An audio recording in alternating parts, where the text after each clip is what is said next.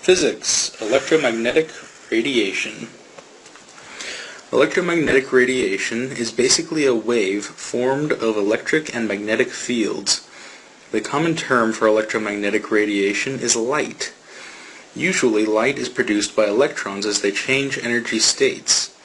So as an electron drops from a higher state to a lower state, it will release a small packet of energy which is called a photon.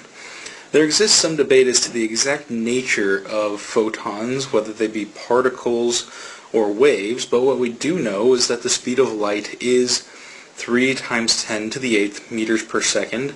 There are more accurate values for this that you can find on Google and Wikipedia. However, this is sufficient for doing most problems. And something we do know is because there are wave patterns with light, they follow the same basic velocity is equal to frequency times wavelength calculation that's done with regular waves. And so with this, you just change out your V with C, and then you can calculate the frequency if you know the wavelength, or you can calculate the wavelength if you know the frequency. The two are inversely proportional. So, and this comes out in the electromagnetic spectrum. So for this spectrum we have lots of different kinds of light and titles for them. So way up at the levels of like 10 to the 20th cycles per second, we have what are called gamma rays. These are extremely high energy rays. They are usually found when you have a nuclear reaction taking place. They're the result of the balancing of linear and angular momentum during the nuclear reactions. So the uses, for the most part, are for physicists and physics experiments, but occasionally they are used for irradiation of food products, so basically just to kill off any bacteria, or basically to slow down the decay of something. So it's used in preservation, it's used in cleaning up, bacteria from foods and so forth. So that's just some of the uses for it. Again, frequencies are on the order of 10 to the 20th cycles per second, and the wavelength for gamma rays is right around 10 to the negative 12th meters, which is extremely small. That's like atomic levels of small. So X-rays are the next biggest wave. They are typically used in medicine. You can't go by a doctor's office or a dentist's office without seeing X-rays. They don't always use X-rays in medicine anymore, as they've found less hazardous ways of examining people, but some people still like them. They're also used in irradiation. They use significantly less energy than gamma rays, and they still have roughly the same effect. And then they're also sometimes used in measurement equipment, so determining the structure of certain unknown objects. They can X-ray them, and they can figure out densities. They can kind of get inside of an object. So frequencies on the order of 10 to the 18th hertz. So gamma rays are on the order of 10 to the 20th, X-rays 10 to the 18th. That means gamma rays are 100 times stronger than X-rays. So just remember that a difference in the power of 2 there means 100. And wavelengths are, again, about 100 times longer than gamma rays, being around 10 to the negative 10th meters.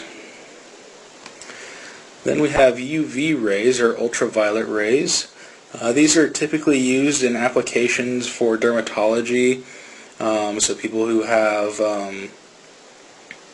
like rosacea or something like that can go and have a laser treatment to clean some of that up. Other applications are in tanning. Some people like to go lay in tanning beds, and they have UV rays that basically pour over them and darken their skin. And then sometimes it's also used for laser engraving. And so these are, again, about 100, X-rays are about 100 times the number of cycles per second as UV rays. And the wavelength for these is, again, about 100 times greater than it was for X-rays, so 10 to the negative 8th. So, and then we have, after UV rays, so ultraviolet means, above violet, and then your visible light is basically your whole rainbow of colors. And those are present in digital displays. They're in our eyesight. That's what we see. We see everything from red to violet. I'm envious of people that might be able to see more of that, but I don't think there are any people like that. And the spectrum goes from the frequency goes from 10 to the 12th to 10 to the 15th hertz.